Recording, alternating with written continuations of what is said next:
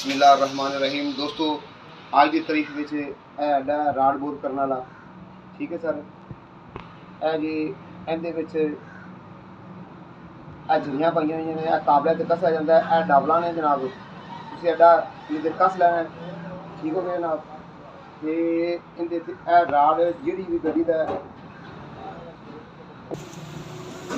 जनाब इत्थे फड़ा जाएगा। आ राड उच्चा है, ठीक है। इनू थले लियाओ,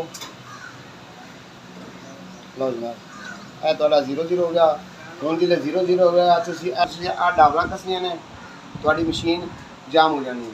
हुण जिहड़ी आ स्पिंडल पाना है, इहदे विच जनाब तुसां इहदी लाइन सीधी कर लेनी है इत्थे स्पिंडल दे नाल, ते इस मशीन दे नाल ते इनू बोर करन लग पैना। ठीक हो गया।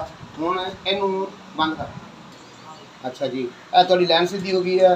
तुसीं दोबारा बोर करना है। इनू जनाब खोलो, लो जनाब, यह जा दोबारा फिर जनाब लेना। इहदे ते तुसीं इनू फड़ो ते एवें कसो, एक हवा का नहीं फर्क आएगा इंशाअल्लाह। ओके, अस्सलाम वालेकुम।